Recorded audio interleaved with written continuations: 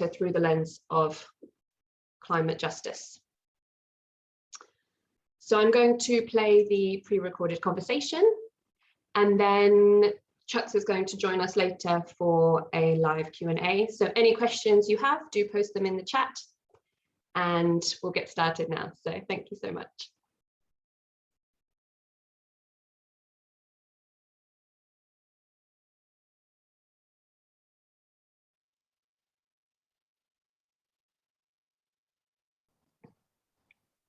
So in the audience today, we've got people from different academic disciplines and also from different sectors. So I think it might be helpful to frame the discussion by starting with some brief definitions. So in your work, how do you define international development and climate justice? Well, that's a very good question.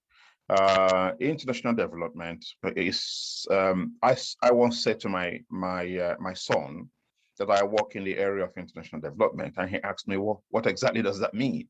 And I had to really, think a little bit before I could answer that question, because we talk about international development all the time, but we don't actually spend an awful lot of time defining it. For the purposes of our conversation, I think it makes sense to define international development, at least for me, as the range of efforts and processes and procedures that are geared towards helping to catalyze economic growth and development, mostly in poor or developing countries. And this effort focuses, of course, to a degree on what the countries themselves are doing, but in balance, in the usual balance, it often refers to the roles of multinational companies, CSOs, international organizations, at least in collaboration with the governments of the South. And I think you also asked for some kind of definition of climate justice. That is much easier for us to define. And really, it means the justice dimensions of climate change. And by that justice dimension, one can even break it further to say that it is the considerations of fairness in the context of international climate governance. And by fairness, one is talking about ensuring that the benefits or burden of cooperation to manage climate change are shared equitably amongst those that are involved. Yeah, that makes a lot of sense. I guess I'm thinking about what climate justice means specifically for academics or researchers, because often climate justice is perceived to be aligned with activism, and some researchers can be quite reluctant to be aligned with activism. And I just wondered what your thoughts are on that, and whether you think the fact that climate justice is usually thought about within an activism framework, that it can get a bit of resistance from academics, and how do you think it could be more accepted or incorporated? Anybody that seeks to identify climate justice concerns with only activism or advocacy and seeks to empty climate justice concern from its intellectual roots or content, can only be excused lightly as an ignorant academic. Perhaps it could be the sort of view that may be expressed by those who are steeped into their chemistry or physics, but lack understanding of the fact that most pernicious issues that we face today, have a lot of social dimension. And let me elaborate a bit more. I strongly believe, when you're talking about climate change, for example, that the biggest, it's not really it's not really a scientific problem, to be honest, if you ask me. Yes, some people try to frame it as a problem of science, but it's not really a problem of science. We know quite a lot about the science of climate change. Of course, we don't know everything that we should know, but we know enough to guide action. It is also not a technological problem per se, because we have, in my view, enough technological resources to tackle the problem. Some people will say it's about an economic problem, and it may well be part of an economic problem. But I don't think that the big challenge we have is the economics of climate change in terms of what is the cost. The biggest challenge we have in addressing the challenge of climate change is the political dimension of climate change. And once you address your mind to that fact, then you see that the central challenge is the issue of power. And power and justice are, very, very closely related concepts. And so I did once say, because, I understand where that question is coming from, that sometimes, scientists and to a measure economists are the, priests that are allowed into the Grail, temple of climate decision making. But I think more and more people are realizing that you cannot divorce the issue of politics and power and contestations of justice from, climate governance. Intellectually, there has been a lot of work that has been done in this area. We used to have Simon Kenny, who was formerly in Oxford, and now I think he's gone to Warwick. We have Henry Shue, who I think still is out of Oxford, made a major contribution intellectually on understanding the justice dimension of climate change.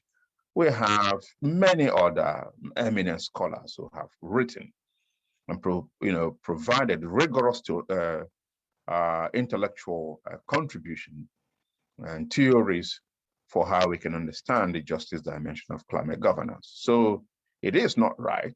Just as you have advocates for climate justice, you also have advocates for climate technology and advocates for some kind of climate science and advocates for some kind of market mechanisms for dealing with climate change. And also you actually have multinational companies who are advocates and activists of particular approaches to solving the problem.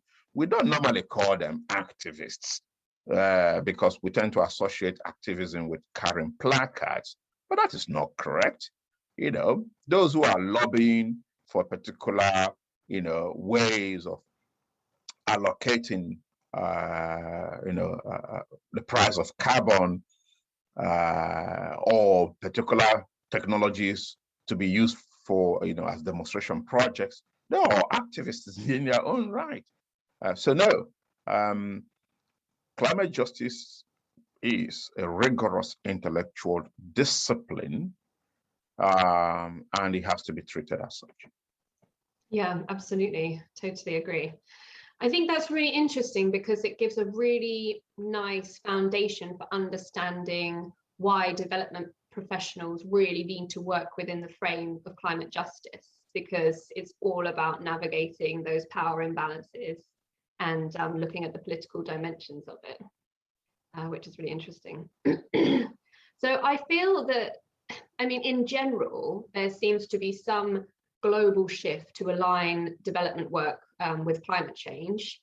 So, for example, if I draw on my work on water security in Ethiopia, Ethiopia has a national climate resilience green economic growth strategy, which means that all of the kind of national policies are being brought under the umbrella of climate resilience. But I'm not really sure to what extent this also includes ideas of climate justice. And I was wondering if you could give us a brief overview of the current status of how integrated or not integrated development work is with climate justice from your experience. Well, there has been quite a lot of work done and in practice to integrate both.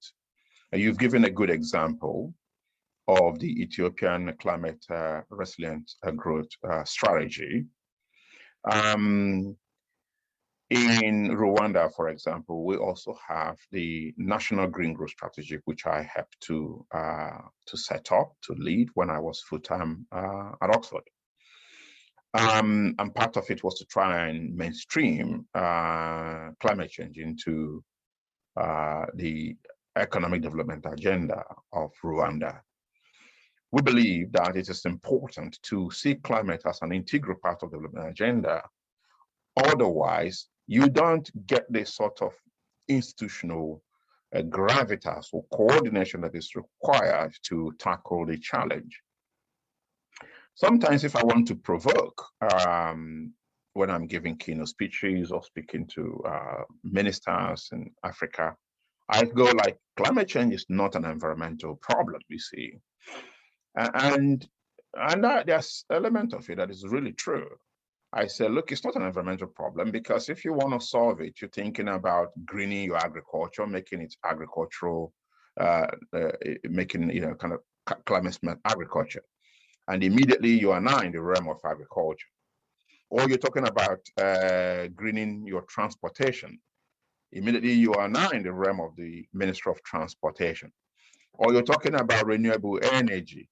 Now you're suddenly in the realm of the Ministry of Power or Energy, as the case may be, and on you can go.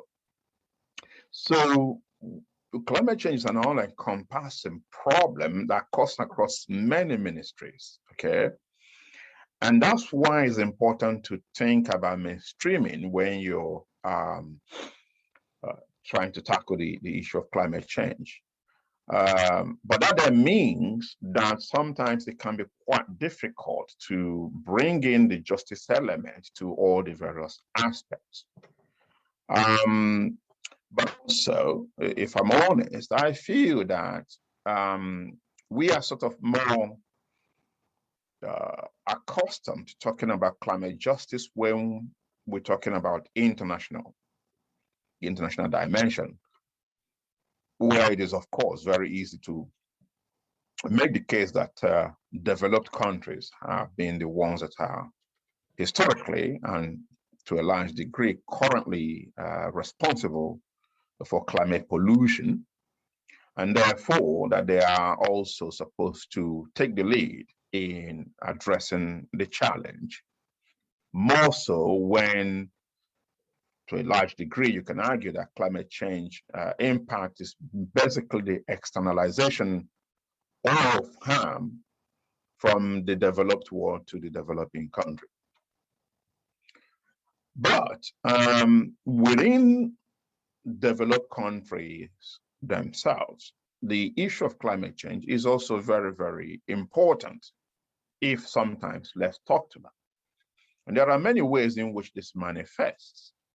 It can manifest, for example, in the fact that even within any developing country or context, those who are, at the front line and bearing the greatest brunt of climate change will also be those who are, very likely to be suffering from other kind of political marginalization. You see, the vulnerable groups, these are the ones that are going to live in floodplains, affected by flooding much more than those in the city. Those are the ones that are going to suffer the more when their crops fail. Those are the ones that are going to be having challenges with water scarcity, etc., etc. But often, the discourse of climate justice is not central in the way we describe the challenges these people are facing within developing countries. So yes, there's been some attempts to mainstream justice dimension into climate governance in developing countries, but there's still quite a lot of work to be done. And from an international development perspective, when they are funding projects, they may ask for some kind of climate proofing report or evidence that you've taken into account climate change. But this is quite a tokenistic approach. But maybe you can understand that because not every project has to go into all the depth about the justice dimension. So there is still scope for more integration. Yeah, so it seems to me what you're saying is that at the international scale, the idea of climate justice is relatively well understood and quite well embedded in discourse. But then when you get more down to the national scale, it's something that isn't really talked about. Is that right? It's talked about, but not, as embedded and as understood as, in my view, as it will be in the international stage. So I think there's more room to talk about. The part of the challenge, of course, is that if a small town A, say in the Niger Delta of Nigeria, is suffering from flooding, you can argue that there are justice elements to that. But in terms of who actually is responsible, they may argue that maybe it's not the guy in Abuja, that they need to be talking to the developed countries that are kind of historically responsible for climate pollution. So there's a bit of a gap. But that, I think, still, because the issue of climate justice is so deeply interwoven with other kind of economic and racial dimensions of inequity and justice, it's quite hard to disentangle. Yeah, that really brings me on quite nicely to the next question, which is, to what extent do you think that working more within the frame of climate justice can support or hinder efforts towards more equitable decision making about who benefits and who pays for this kind of, for climate change and kind of these different transformations at the global scale that are going to have a global impact? And what made me think of that is your book from 2015, Homegrown Development in Africa, and really sort of thinking about where are these ideas of climate justice coming from and who's deciding whether they're embedded or not. I think that the justice framework is really vital for addressing this challenge. The question that, for me, that motivates my work, or rather the kind of central thought that motivates my work, is that it will be an act of double tragedy to allow efforts to address climate change, which is already compromising the livelihood of poor people, to further exacerbate the issue of poverty. So if you turn that around, the question becomes, how do we address climate change in a way that does not exacerbate poverty and inequality? Or, further, if you like, how can we use the instrument of climate policy to deal with wider issues of inequality and injustice? So I think that there are many, many examples of approaches for tackling climate change that could end up exacerbating inequality, poverty, unfairness, justice. And it is important to always give consideration to justice and ethics and equity, both at the global, regional, and national level. Take an example of, the net zero discourse, which everybody agrees is necessary to limit global warming to well below 2 degrees and hopefully 1.5 degrees. But if you take that as meaning that all countries, all regions, all communities have to achieve net zero by 2050, then you immediately, I hope, can see that that becomes very inequitable, because there are people whose past activities have actually limited the carbon space within which the net zero has to be, net zero development has to be found. So if you divorce issue of historical responsibility and capability from the net zero discourse, well, then you have an emptied, apolitical, and potentially inequality exacerbating discourse, which will harm developing countries. In national country context, you also see situations where countries wishing to promote green technologies, take farmlands away from people who are already poor for the sake of generating green growth or green energy.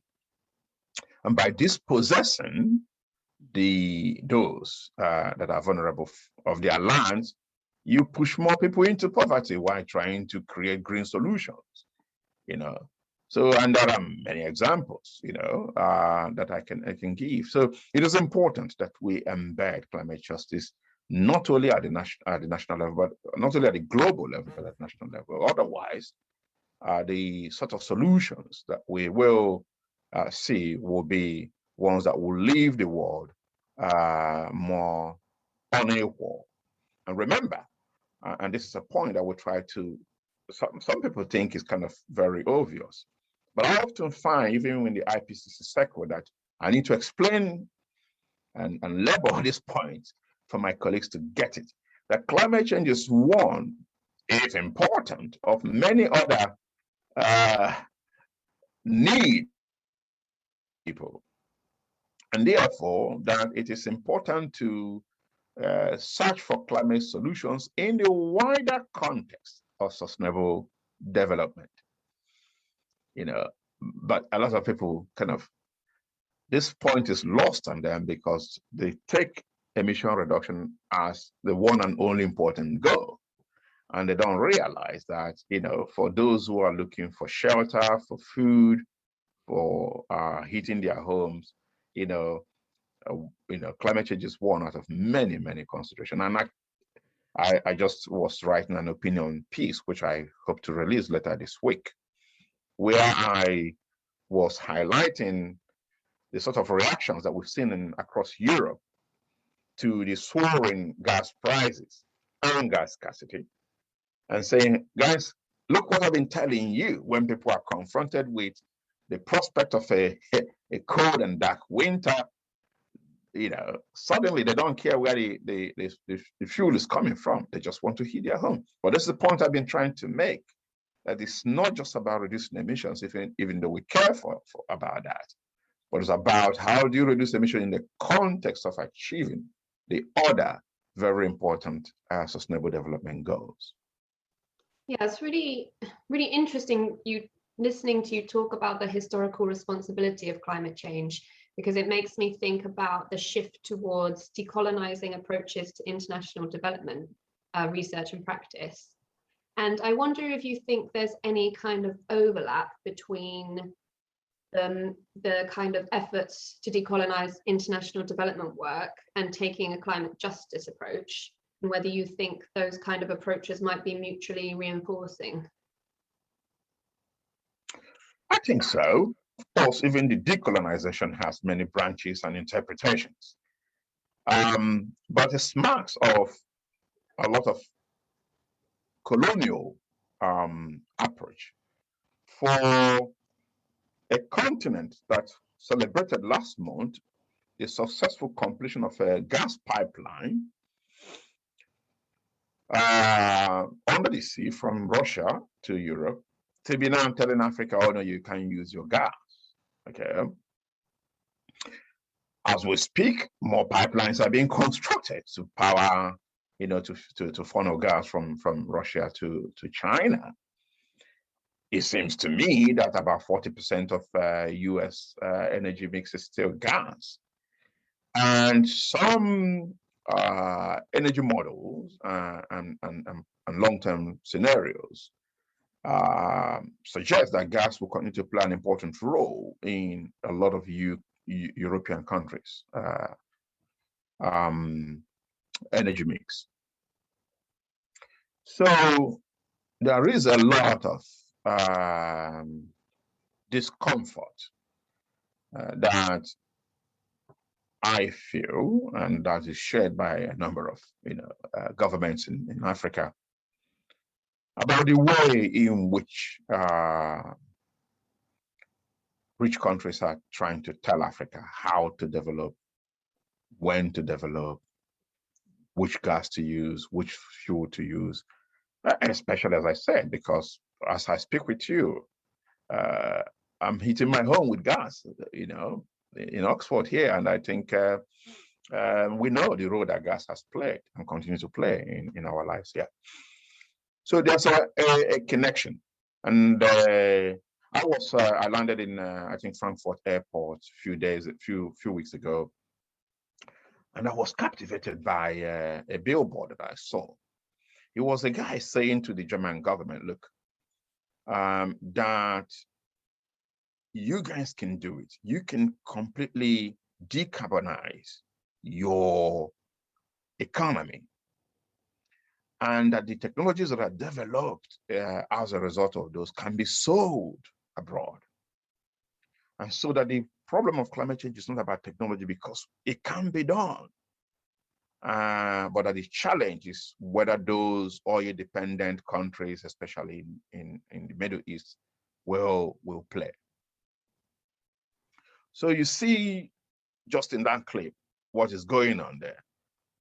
Just investing where you have comparative advantage, which is, you know, technological innovation, and then you can sell those to Africa and the Middle East as a solution to climate change. Why we tell them to leave their oil on the ground? And that's why there's so lack of, you know, trust in the global climate diplomatic circles, because of this kind of neo-colonial narrative and mentality. And the justice approach can help to bring those to the fore, uncover those kind of, you know, dynamics, and press for a challenge for a much more rigorous and politically fair approach to addressing climate change. Yeah, so I guess to come back to the sort of ways that we can raise the profile of climate justice, for lack of a better term, I guess in the West we hear very little about the work of climate activists in Africa, although, you know, we know that there are large and dynamic Pan-African networks of climate activists. And I was wondering if you can tell us a little bit about the status of climate activism across Africa, and what you see as the role of African climate activists in raising the profile of climate justice. Well, that's a good question. A lot of the time, it's not just in climate justice. Generally, the state of activism in Africa is poor, is weak, and the reason is obvious. If you go, say, Maslow's pyramid of need, or many other psychological, you know, models, you understand that people are sort of preoccupied with their the search of livelihood, and they see activism broadly as, you know, the pastime of those who have really arrived, who have food in their table and money in their pocket. To do activism and do it effectively is a lot of work. So resources are poor. Both human and non-human resources. Some of them also don't feel really safe in campaigning for justice. There has been some incidences of people, you know, for example, you know, what happened in the EndSARS. That's not a typical climate justice protest, but the condition does not often allow for freedom of expression. They are mostly chasing, for those who are interested, mostly governed, if you like, by the agenda that have been set by their much bigger, well-resourced in the North. So there are many challenges. That said, justice remains one of the most popular prisms or frameworks for those who are working climate advocates from developing countries. In Africa, for example, you have the PACJA, the Pan-African Climate Justice Alliance. I think they are still one of the kind of most vibrant CSO in Africa, and they approach their work through the justice prism. And they're quite active. They have presence in many, many African countries. I think their headquarters is sort of in Kenya. Yeah, but can be done in that area by African climate activists. By the way, I think that in Europe, justice is also a powerful prism for climate activism. But the emphasis tends to be more in kind of intergenerational justice as opposed to intra-generational justice. And so I think it was last night that we had the Earthshot Award, right, by Prince Charles. And the central motivation is that I want to leave a world that is better for George, for the younger generation. And this is the primary rallying cry for those who campaign for justice, for climate action in the West, is better generation, or sorry, a better earth for future generation. This is also part of justice framing. And so I always say, look, it's well and good, and I agree that we need to talk about leaving the earth for a better earth for future generation, intergenerational justice. But what about the current generation? We need to also leave a better earth for everyone on the planet, which is intra-generational justice. But you're right that many in the West are much more familiar with the intergenerational dimension of framing of justice than intra-generational framing of justice. Yeah, absolutely. So yeah, I guess so. We've got COP26 is coming up just around the corner. What are your hopes for the summit? I've been writing quite a lot about my expectations and hope for COP. My center at the Alex Ekwueme Federal University in Nigeria, we're part of a consortium we call Acts 25, which is a consortium of comprising thought leaders mostly from vulnerable countries. We've been working hard to articulate what the needs of vulnerable countries are and what our priorities for COP. We believe that it's important to use COP to pressure developed countries, particularly, to increase their climate ambition. We know that, Biden has, announced an America is back, sort of approach to climate diplomacy, and has also increased American ambition. But the totality of all the emission pledges made currently under the NDC still falls way short of what is required to keep the global mean temperature well below 2 degrees. So we will be asking for more ambition because, again, poor countries are the ones that are suffering mostly from the impact of climate change. Then we need, we're hoping that more countries are going to, step up the plate in terms of increasing their financial pledges. 100 billion a year is what was promised in Copenhagen. Developed countries have not been living up to that pledge. There are increasing amount of research that shows that 100 billion is actually far inadequate. And a number of developed countries are actually repackaging their climate finance as their ODA or ODA as climate finance. That's a big problem. And so you see that it is possible, because if you go back to the convention text, it did say that climate finance has to be additional to existing ODA commitments.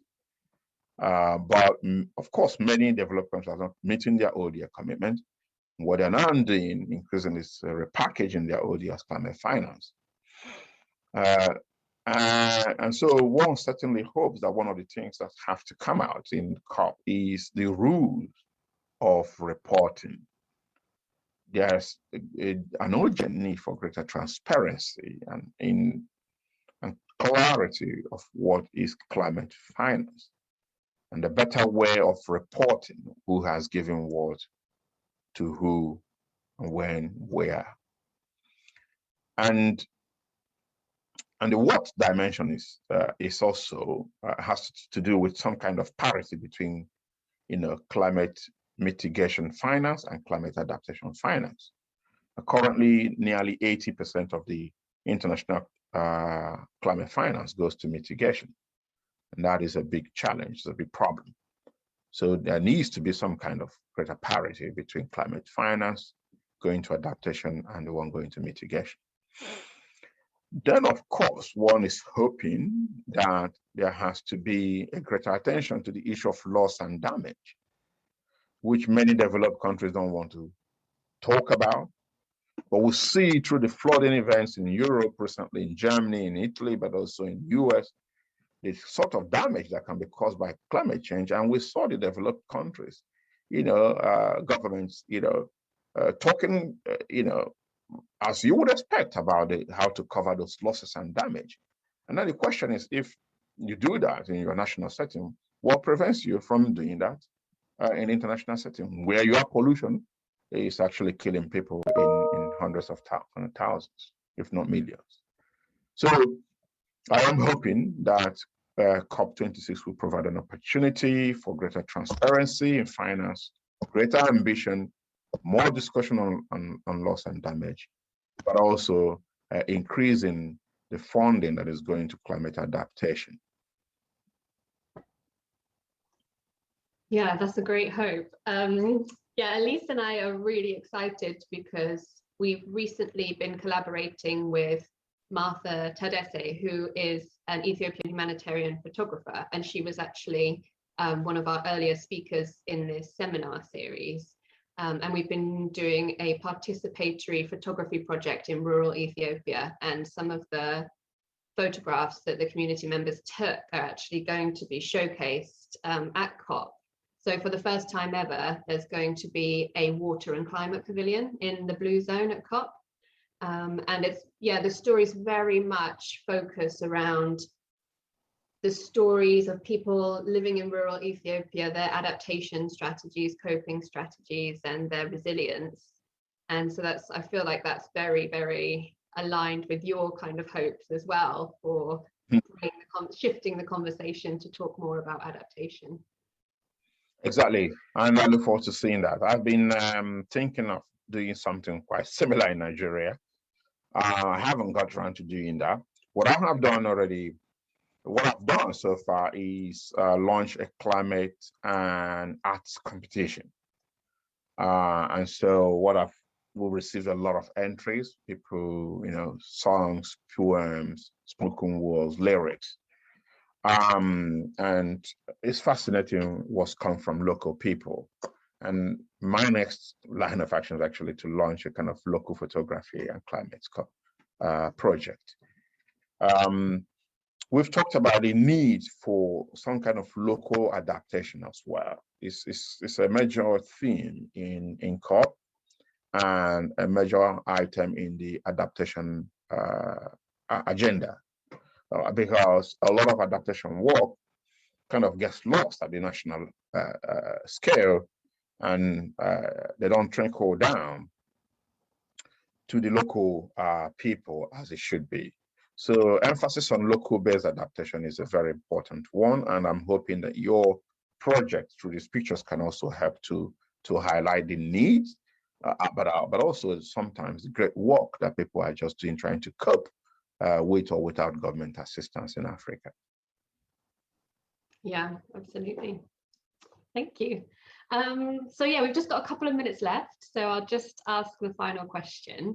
So in terms of our audience, which is a bit mixed, academics and practitioners, if someone's sitting in the audience looking to engage more with climate justice framings of development work, how would you advise them to go about doing so? Well, it depends on who that is. Of course, if you're an academic, there are several questions that you can ask from the justice perspective. We've covered some of those already, including questions around adaptation, questions around responsibility, questions around the rules, how just they are, how they can be made more just, the institutions, allocation formula, questions around incentives, questions around innovations, questions around investment and infrastructure.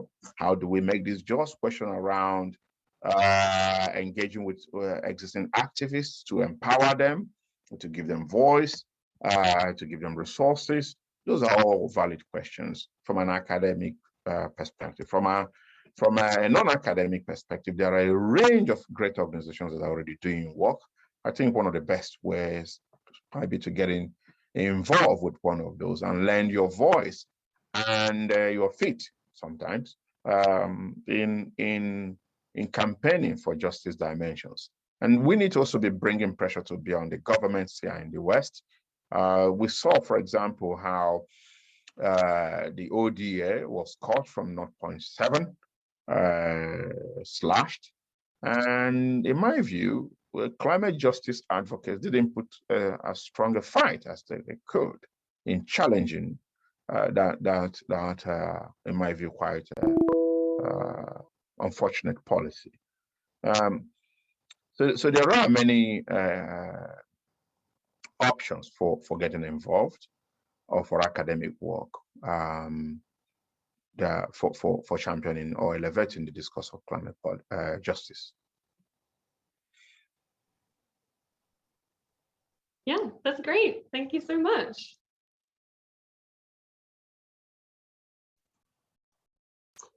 Great, thanks to Professor Chuks Okereke for that wonderful conversation.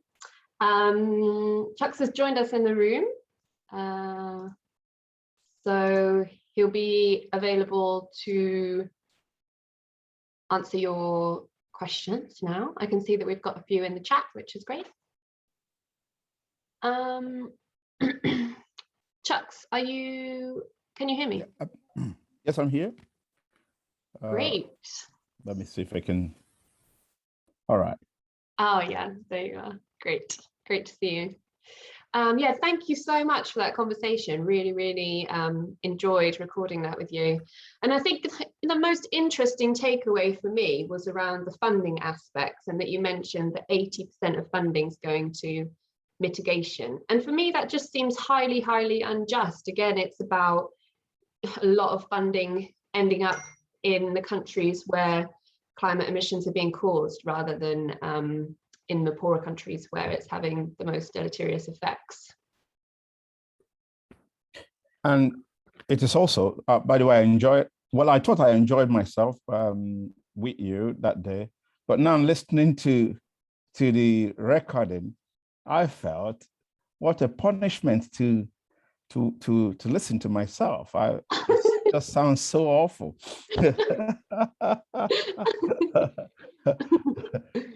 That's why I don't listen to myself. But anyway, you're right on the issue of the flow of adaptation funding, of climate funding generally.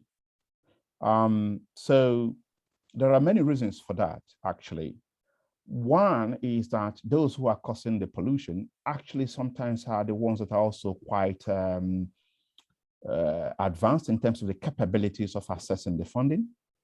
The poor countries where people are feeling the greatest heat of climate change, because they are poor naturally, they also don't tend to have the capabilities to apply for funding. And so you have a vicious cycle where those who are supposed to be punished are actually the ones that are benefiting from the way in which we've designed the flow of the climate finance. There is another reason for that. And that is that those that are giving out the money are also quite almost kind of focused on being able to account for that money in terms of carbon. So it's easier to say that, I invested $10 million and that led to the reduction of, let's just say, 20 million tons of carbon, for example. Whereas when you invest in adaptation, it's not that easy to tell such a story.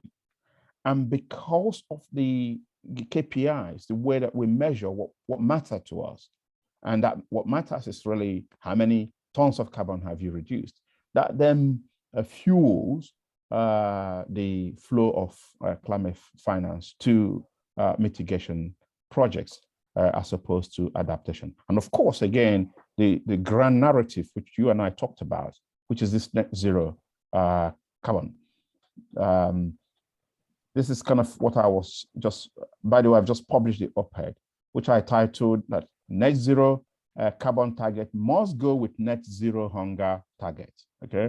So, but you now see the huge emphasis is on the net zero carbon target, but nothing so much about the net zero hunger or poverty target.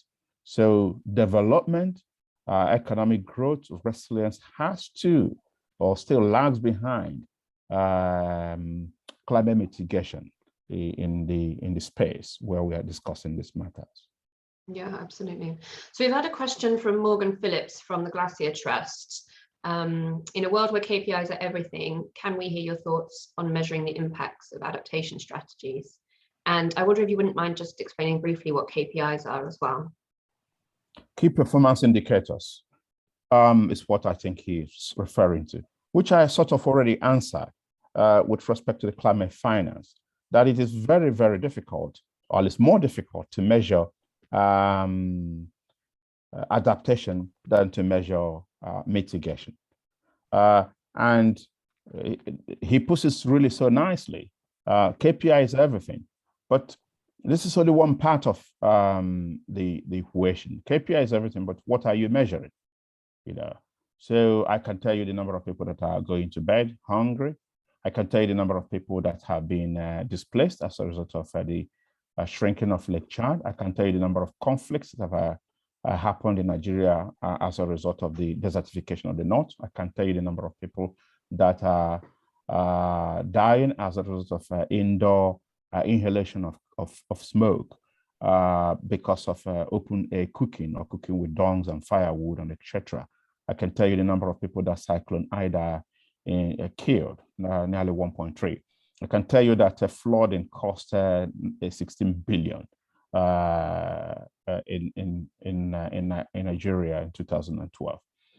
But so if we're really interested in designing how we can measure adaptation, how we can operationalize the adaptation goal, we can do that. And this is why one of the things that we have asked for developing countries to include in their ask for COP26 is a demand for the operationalization of the adaptation goal, perhaps by asking the IPCC to generate a special report on how to measure adaptation, because that could help. But I'm not naive to think that once you have great measures of adaptation, that will shift the discourse of money from adaptation, from mitigation. It might help in terms of enhancing transparency, but there are much more powerful political structural barriers that we'll still have to overcome. Yeah, exactly. Which leads us on nicely to the question from Kelsey Monteith, which says, is the imposition of Western countries through a Eurocentric neoliberal development paradigm considered a fair trade-off for developing countries to receive the support they need? Or is there any way to ensure climate justice is addressed without reinforcing the political power of Western countries? Yeah, so I feel like we touched a bit on this in our conversation, but I'd love to hear some more thoughts. That's and in our conversation, we actually quite saw that it's a very difficult question to answer, because let me also be clear that those of us who are from, kind of critical scholars, we find it easy to talk about this imposition, about the capitalist hegemony or the hegemony of neoliberal economic political philosophy. But actually, when you go down to, or when you take this approach, and then you want to talk to governments in Africa, for example, if you're not careful, they'll kick you out of the room, because many of them have kind of imbibed this, GDP growth, this, increased combustion of fuels, these, more pavements and cement as their own definition of development. And there are not many people who are very willing to sit and talk about how can we measure development in a slightly different way. That is not just the GDP growth, which is dominant in the West. Where you see a little bit more openness to that would be in the villages, and even among the villagers. There's still a very, very strong I want to be like the city. So I fear that sometimes I've actually almost lost this argument, and that I sometimes worry whether I can even articulate precisely what that development model that is not Western may look like, and whether I'll be able to carry a lot of people along in such a vision. Mm. Yeah, it's interesting. I guess it's just so sort of part of what we do now that it's difficult to think about how to challenge it. So we've got a question from Matilda Gett, who says, what advice would you give to climate justice advocates in the UK to better highlight the international dimensions of climate justice? Yes, please work with local actors. There are a lot of, when you go to the internet, you see some UK justice minded groups that are doing some research and doing some great publications. I just recently saw something, I think, done by Tony Blair Foundation on what global net zero mean for Africa, which has quite a strong emphasis on the need for kind of differentiation and justice, which I very much welcome. But then when I looked at the authors of the report and the collaborations, it was all kind of male European kind of Western names. And it is a tragedy, in my view, that after 25 years of working in this space, we cannot still find African scholars to give voice to African concerns. And, Kathy, that you and I were talking about it in the context of the excellent question that you asked about climate activism in Africa being, not at par as what you would expect from the West. And part of it is that the approach to capacity building has been very tokenistic, it's been marginal, it's incremental, it's ad hoc. There's no long-term partnership. You get some money, $50,000, they're asking for kind of a report within 3 or 4 months, and that is the end of it. We would like to see long-term, 5 years, 7 years, 10 years, partnership committed to building capacity, to give local organizations the ability to be able to articulate their own their needs. I know that funding regimes often don't allow for that, but that is definitely the sort of idea. We need also to be thinking of centers of excellence, research that will help to provide the intellectual material and rigor that climate activists in the local environments will use. A lot of them just say, oh, we need justice. But if you ask what is net zero, well, I don't know what that means. What is it? Different kinds of net zero. Are we talking of net zero GHG emission or net zero carbon? Does that include aerosol? What is aerosols? So without deep knowledge, activism will fall flat. And that's why when we approach government, we cannot even put forth kind of alternative policies. Okay, don't do it like this, do it like this. We cannot put a rigorous analysis of economic implications of green investment. In what way is investing in solar panel better than fossil fuel in terms of social cost, in terms of economic cost, in terms of environmental cost? You can't find it in many African countries' analysis. Okay, can you give me an analysis of the strength of African climate policies today? What are their strengths and weaknesses? You can't find most of those analyses in a robust way. So work with local organizations, activists, but also work with local scholars is my advice. Yeah, really fascinating and a very empowering approach to sort of look at, not just look at Western activists talking about the international dimensions, but actually actively seeking to build the capacity of local activists and scholars. I really, really like that. It's really interesting. So we're just coming up on the hour. We've just got one last question from Siobhan Warrington, who said that she's very interested in your comments about intergenerational climate justice as a preoccupation of those whose lives are not yet affected, and how this narrative can distract from the climate injustices that exist today. Do we all need to start working towards and talking about climate justice now and not keep justifying our research in relation to the future? Well, the answer is 100% yes, yes, and yes. As I said, don't get me wrong, I am all for intergenerational justice. We need to preserve the earth for future generations. There's a common saying that we inherited the earth from the future generations, and we're just holding it in trust for them. So that is also an important part of the justice framing. But when that detracts or becomes the only one that people are talking about, rather than the intra or international dimension, then that becomes quite problematic. So yes, we really do need to amplify the the now dimensions, as well as, for example, also gender dimensions of climate justice, which don't get anywhere near the sort of attention that it deserves. Yeah, great. I have to jump into another meeting, which is scheduled for 4 o'clock. Yeah, thank you so much. Yeah, we're going to end there, but thank you, Chuck, so much. Such a fascinating conversation, really, really interesting Q&A. Thank you, everyone, for your questions. So just to let everybody know that our next event will be on the 22nd of November with Siobhan Warrington and Natalie Lartley, and you can email Elise at any time to sign up to our mailing list. This recording will also be available on YouTube, and it will be edited into a short podcast that will be shared shortly on our website. So do stay in touch to find out more.